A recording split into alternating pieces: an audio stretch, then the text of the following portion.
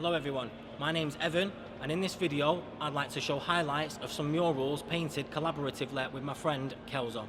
I'd like to talk about the context and conversations around the paintings and show some research. Each mural is site specific, taking inspiration from its surroundings. This one, painted for Heineken, celebrates when the Dutch king came to Manchester. This one for Barclays is hung up on Market Street in the city centre. Collyhurst is going through a period of gentrification.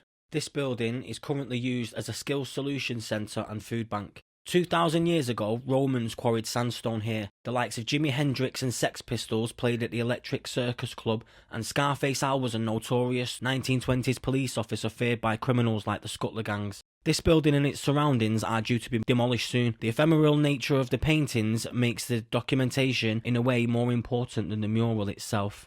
St Helens train station. We were commissioned by Northern Rail to paint the bridge that connects the platforms. Dating back to the 15th century, St Helens is famous for transport innovation and glass production. Local landmarks and wildlife are recurring themes in our work. These shots are stabilised and filmed on a DSLR, although most of the footage in this video is from my iPhone. And the project took around 6 weeks to complete. It was the high humidity in the air in the north of England that made cotton easier to process during the industrial age, which spawned many small towns like Bolton. This old cotton mill has been renovated into apartments. We depicted the historic content of the building, the mill workers and the machinery. The Lowry-inspired skyline shows minarets of mosques and other religious buildings. We had 4 weeks to paint the whole mural. The original design started out very different. Here you can see part of the digital design and scaling process. The messy vitality of murals spoke far more of the possibilities in urban life than the sculpture groups of post-war modernism. Here are some examples of the murals Owen speaks of. The Floyd Road mural was created to celebrate the coming together of a community who physically fought off bulldozers to preserve their street from developers. Art students tend to be idealistic.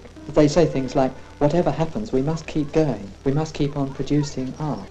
The discussion of who for doesn't occur. And if asked, I suppose an art student would say that he expected to exhibit work in galleries.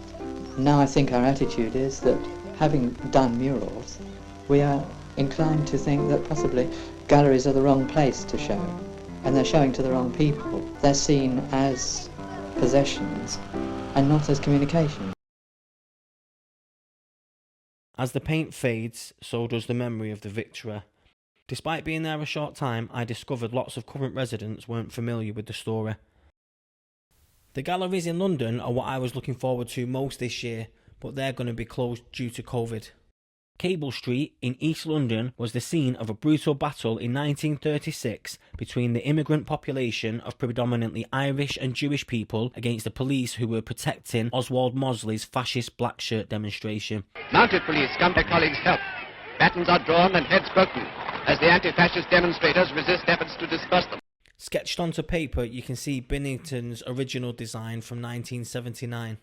The mural reappropriated the battle, highlighting the struggle of Bengali immigrants of East London at the time. The concept of the painting has a balanced yin-yang characteristic, or Carl Jung's integration of the shadow, layers of meaning that still ring true today. Oldham is a mill town in Greater Manchester. In 2001, it was the scene of the largest ethnically motivated riot since the 1980s. Today, there's less of a conversation of white versus Asian, but a case of so many different languages being spoke in the area. We recently painted a Bengali-owned, female-run textiles factory representing women's empowerment in a pocket of a predominantly Bengali community. The aim of the project was to be inclusive to bring everybody together, but rather it exposed some fault lines within the community. With my time in London, I'd like to paint a mural in the Archway or Floyd Road area. I have also set up a community collaboration led by young people at Barnet Youth Centre.